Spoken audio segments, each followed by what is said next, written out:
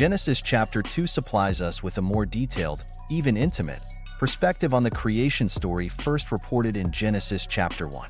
The creation of humanity and the beginning of the Garden of Eden are spelled out in this chapter. This chapter becomes a strong foundation for understanding human nature, relationships, and the divine will of God's creation. Let's delve into Genesis chapter 2 to understand its key elements and significance.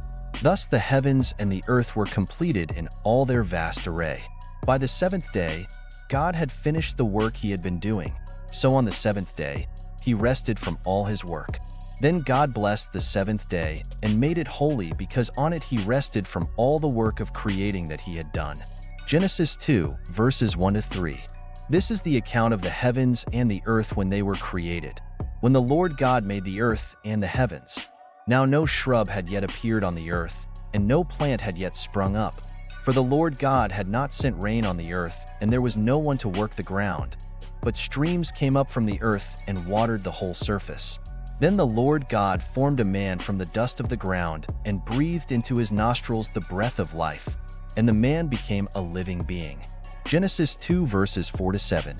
Now the Lord God had planted a garden in the east, in Eden, and there he put the man he had formed. The Lord God made all kinds of trees grow out of the ground, trees pleasing to the eye and good for food. In the middle of the garden was the tree of life and the tree of the knowledge of good and evil. Genesis 2 verses 8-9. A river watering the garden flowed from Eden. From there, it was separated into 4 headwaters. The first name is the Pishon. It winds through the entire land of Havilah, where there is gold. The gold of that land is good. Aromatic resin and onyx are also there. The name of the second river is the Gihon. It winds through the entire land of Cush. The name of the third river is the Tigris. It runs along the east side of Ashur. And the fourth river is the Euphrates. Genesis 2 verses 10-14. And the Lord God took the man and placed him in the Garden of Eden to work it and keep it. The Lord God commanded the man, saying, You may surely eat of every tree of the garden, but of the tree of the knowledge of good and evil you shall not eat, for in the day that you eat of it, you shall surely die. Genesis 2 verses 15-17. The Lord God said, It is not good for the man to be alone. I will make a helper suitable for him. Now the Lord God had formed out of the ground all the wild animals and all the birds in the sky. He brought them to the man to see what he would name them, and whatever the man called each living creature, that was its name. So the man named all the livestock, the birds in the sky, and all the wild animals. But for Adam, no suitable helper was found. So the Lord God caused the man to fall into a deep sleep, and while he was sleeping, he took one of the man's ribs and then closed up the place with flesh. Then the Lord God made a woman from the rib he had taken out of the man, and he brought her to the man. Genesis 2 verses 18-22. Now, I have flesh of my flesh.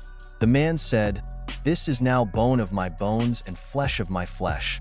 She shall be called woman, for she was taken out of man. That is why a man leaves his father and mother and is united to his wife, and they become one flesh. Genesis 2 verses 23-24. Adam and his wife were both naked, and they felt no shame. Genesis 2 verse 25. Genesis chapter 2 is a broad, detailed, and more personal description of how the Garden of Eden came about and how humanity came to be created.